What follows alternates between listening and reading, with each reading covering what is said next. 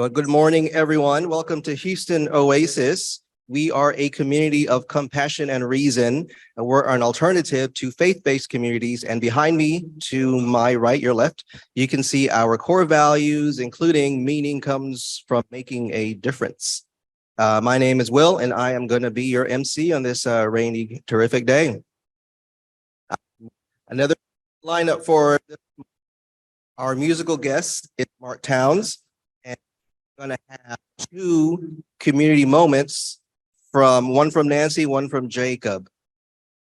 And a real quick announcement, we have an event at 2 p.m. today. It's a Winter Street Studio cleanup that is still going on, even though it's raining outside, and it's still cleaning up to do inside. So if you signed up for the event, it is not canceled. It is still happening.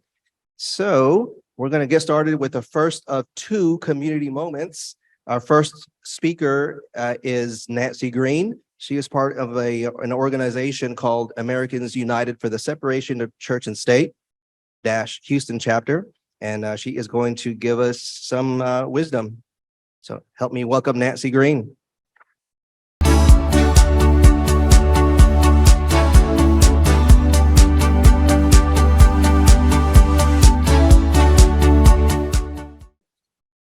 Hi, I'm so glad to see everybody here today. So I'm going to talk today about Americans United for Separation of Church and State. I imagine many of you have already heard about it, been familiar. We've had speakers come and talk about Christian nationalism and other topics, and that they've talked about the work of Americans United for Separation of Church and State. So basically, it's a nonpartisan, nonprofit group that has one purpose only, and that is to help protect the separation of church and state. And so the focus is generally the First Amendment, as well as Jefferson's writing about using the actual term separation, the wall of separation between church and state. And then this is something that we tend to focus on and want to make sure people are really well educated on and they understand it, because there are a lot of people in America who don't get this. It's still a problem. So here's what we believe: that separation of church and state guarantees religious freedom, and it's a fundamental right. And it protects everyone's right to practice the religion of their choice or no religion at all, as long as they don't harm others. And a bit about our history. As you can see, Americans United has been around for a long time. I wasn't there when they started. However, even when I was a child, it was an issue. I was aware of things going on in America that were already coming up and being talked about, particularly in the public schools. Public schools was a hot topic. So even when I was a child, I benefited from some of the work that Americans United was doing.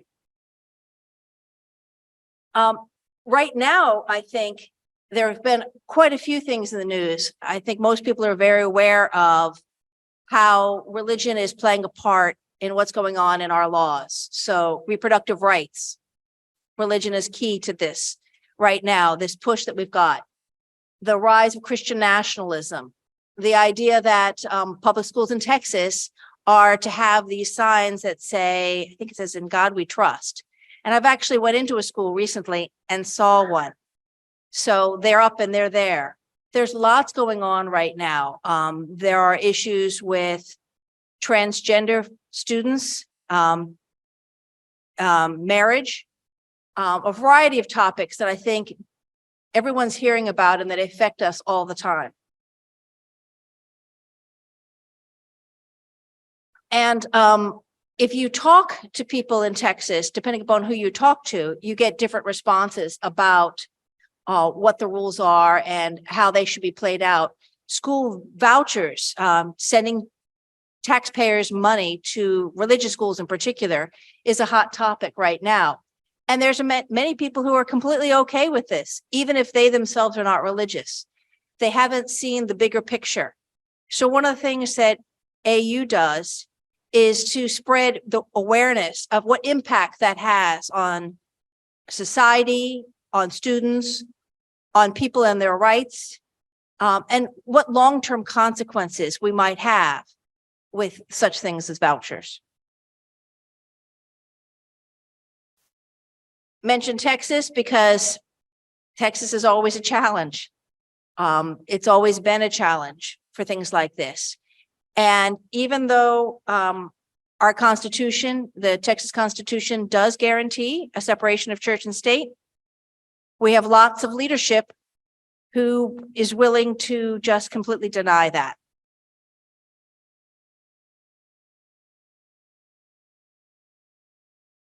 Here's a list of some key issues. Most people can find some up here that are very important to them.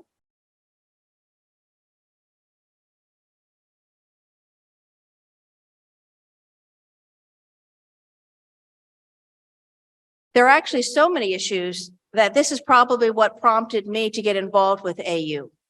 So a lot of times I see things in the news, I'm reading what's going on and seeing the impact to people that I care about. And then I start to get overwhelmed. I start to feel like things are kind of hopeless, where, you know, the bullies are going to win. And then see work that Americans United is doing and how they're fighting to protect these rights and having some success, which is really important to me. And then I get energized and I want to be a part of the solution. It's not so overwhelming. There's hope. So the actual work that they do, legal work, dealing with the laws themselves, as well as court cases, literally suing states is a big part of AU and a very important part. Also activism, faith outreach. So one of the things that AU does is send speakers to minority religious, sometimes mainline religious groups, to talk about the importance of Americans United for separation of church, how it impacts them, what they can do to help. Spreading the word, a big part, trying to have a presence on social media, but also get in the media. There are folks who write letters to newspapers, people who share, really communicating and spelling this out. So here's the real reason that I'm giving this talk. It's not just to educate you, it's because I have an ask. I really want people to get involved and to help out. Now, yes, I would love it if everyone would contribute tons and tons of money and donate tons and tons of time and their skills, but I'll take what you can give. And so some of the things that you can do that are pretty easy would be look us up on social media. And if you use it, repost and share. Communicate to others about the importance of separation of church and state. When you hear people who are okay with things that harm others and they're doing it in violation of church and state, speak up. Let your voice be heard. Maybe attend some events, encourage others to attend events, share events that are happening.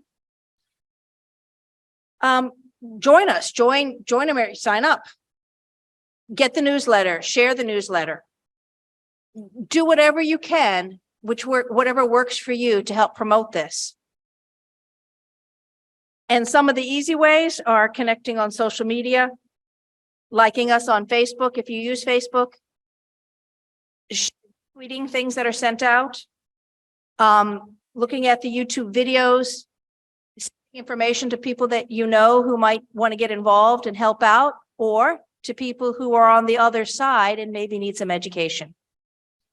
So like I said, we'll take what we can get, and the more you do, the better.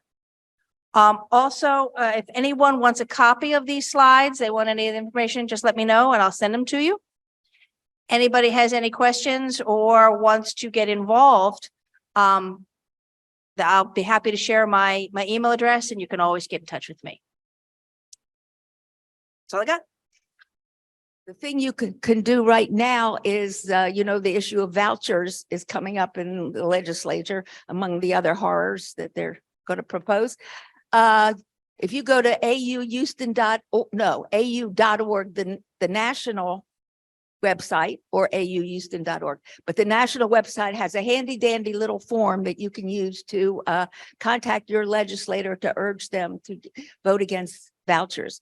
The other thing, which just is good news that Nancy forgot to mention, is that just last week, the national organization filed a suit on behalf of 13 clergy in Missouri who has a very strict abortion bans. 13 clergy are suing the state of Missouri that their law is unconstitutional, even unconstitutional with the Missouri Constitution. And we're hoping for good results. Who knows? But anyway, we're on the move. Thank you, Nancy. Thanks for all the hard work y'all are doing. Yes, y'all are doing terrific work, and I've been kind of involved, I've been really involved in secular political involvement, activism, whatever you want to call it. And what AU is doing, suing states, basically suing them for Christian nationalism, for our vouchers, all the things that kind of piss us off, and we just throw things at the TV at. There are groups out there working to push back against it. We're just way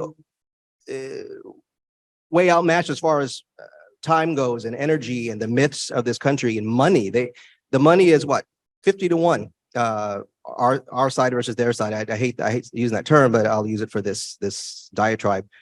But Americans United is doing terrific work.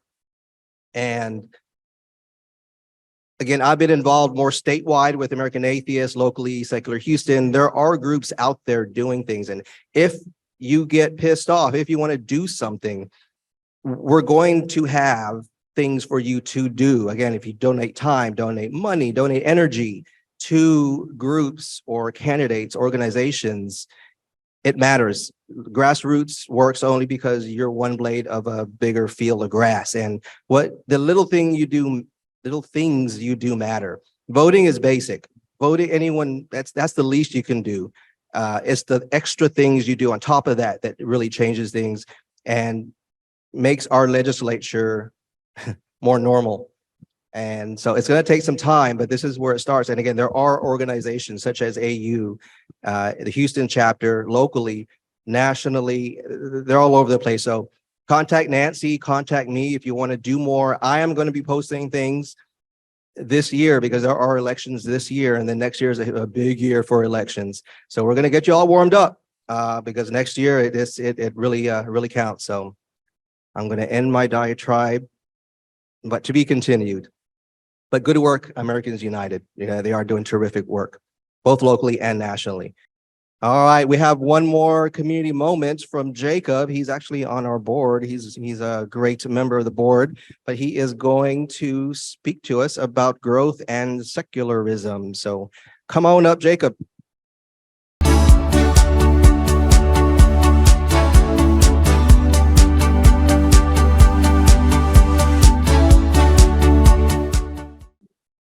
Hopefully I sound okay. I'm coming down from a little bit of a cold. I've actually given a community moment before.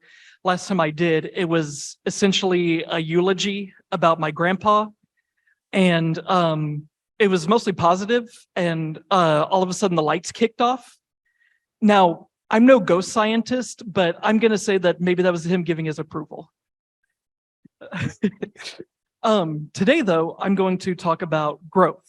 And growth to me is an interesting concept because lights kicked off again. Thank you, Grandpa.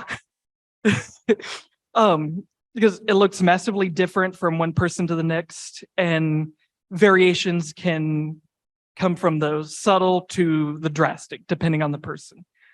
Now, being raised in a Southern Baptist community, as I'm finding out that it was more and more insular than I realized. During my formative years, growth was essentially developing into a carbon copy of just about every other male figure in the church.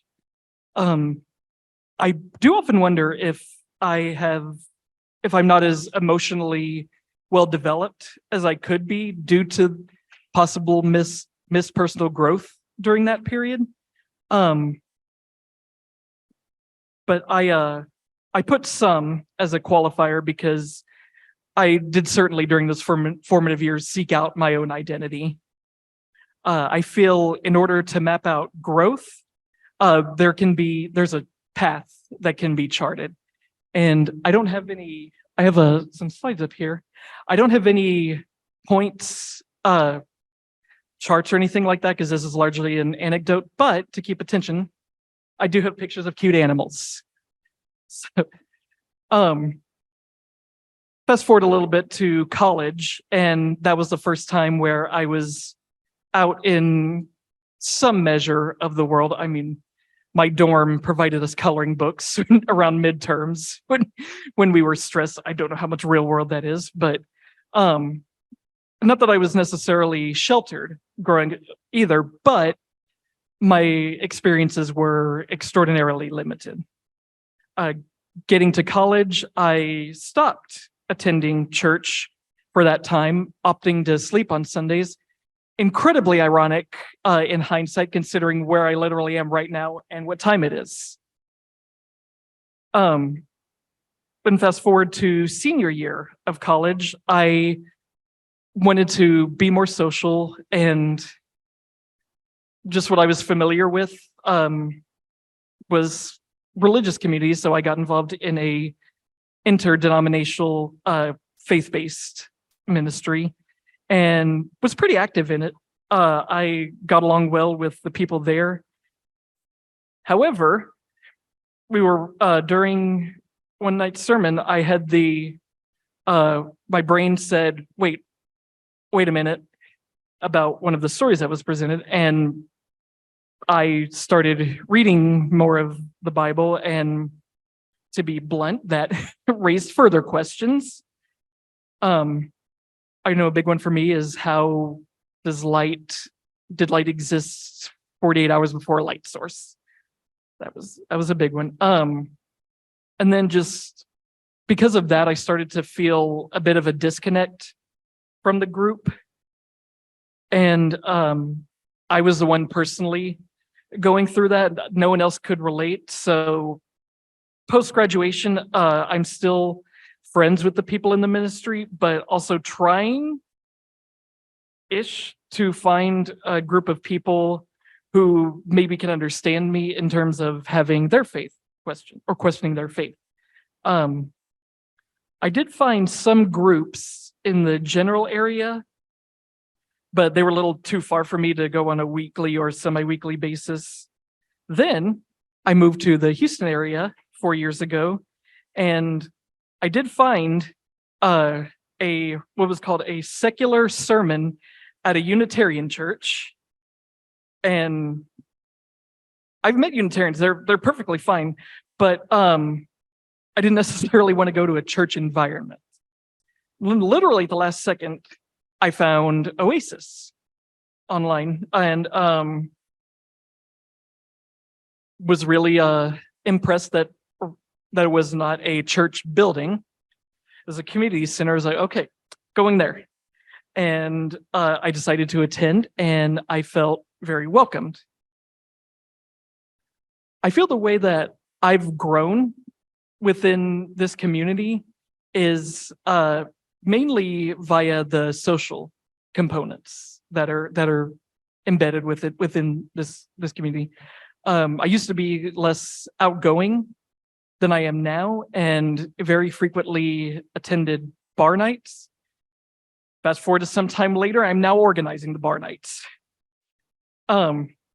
Ultimately, however, in terms of my personal growth, I feel I owe a lot to this community for helping me become my own person, helping me further develop. And there's a lot of wonderful people in this community with values that I believe in strongly. And to me, the Oasis values aren't a creed to be recited weekly. I'm actually really glad we don't do that. We're first graders reciting the Pledge of Allegiance. But rather something to be achieved via valuing your fellow human. And trying to leave the world in a better condition than you found it.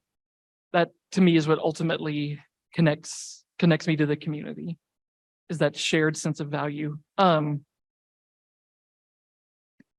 think you all are wonderful, and I'm very grateful for this community. And I'm very humbled and honored to be a board member of the community as long as I can, and as long as you want me. More cute animals.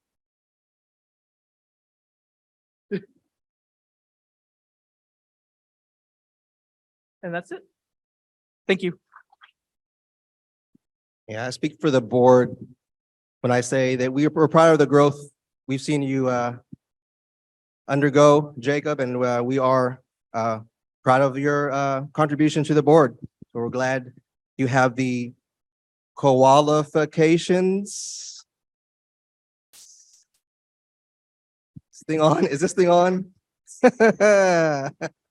I get to say things as I'm MC. Yeah, so Jacob is 100% correct that community is where it's at. That's what kept me coming back. I was quickly hooked by I kind of stumbled into this community, but once I did, I started meeting the people and it kept me coming back. So, and with this platform of like-minded secular people, it's not only the Sunday gatherings, but we have bar nights, as Jacob was saying, social events, volunteer events, exercise stuff. We got a bike riding thing headed by Ted back there. So we're trying to give you as many options as possible just to keep plugged into the community. Whatever interest you have, we're trying to meet it. So thank you for being here. And again, you being here is what makes this happen every single week, really. So on behalf of the board and our speaker, everyone, to thank you for making this this happen. So a round of applause for you all.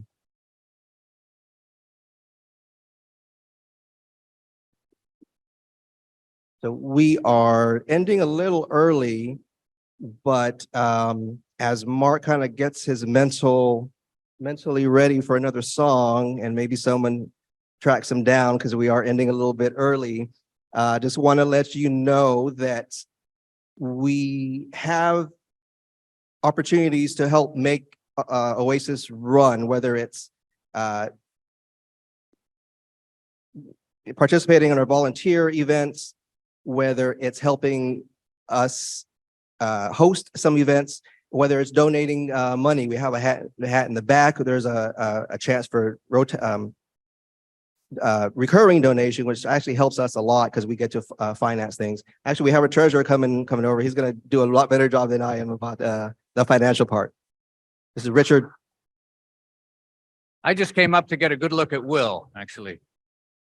So is this on? Yeah. So yeah, I'm the treasurer, but this will be brief and relatively painless, don't worry. So some of you have given already, thank you for that. Some of you do recurring donations, that's great. We do pay the musicians, we pay rent, of course, and we're saving up some money to have our own building at some point.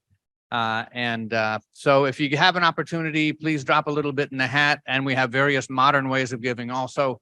And if you're not able to give, that's fine. We're just happy that you're here. Thank you. Real quick, rapid fire events. This week, we have a book club on February 1st. That's this Wednesday. Details are on here on the flyer. On Thursday, we have Houston Oasis cards. Also on Thursday night, we have Blues Night hosted by yours truly at the Big Easy on Kirby Street. And then a bicycle ride on February 4th, which is Saturday. So events are on here. Also, we have a meetup page that has some information about these events.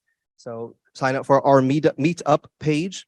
And then lunch today, right from here, is going to be at Double Dave's Pizza Works on Westheimer Road. Again, address is here. Next week, our speaker is still to be determined, but stay tuned. We'll have someone great for you, and also a great musical host, Robert Kuhn. Couple of songs for Mark. Let me introduce you all to him real quick. He is a leading purveyor of guitar-based instrumental Afro-Caribbean jazz, composing and performing music which blurs the line between Latin jazz, flamenco jazz, salsa, funk, and fusion, with grooves inspired by traditional Latin jazz masters Tito Puente Eddie Palmieri, and Cal Chader.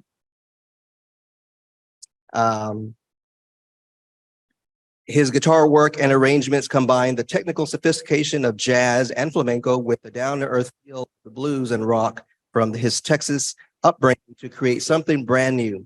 So I'm going to stop talking and let our musician, Mr. Mark Towns, give us some terrific tunes. Take it away, Mark.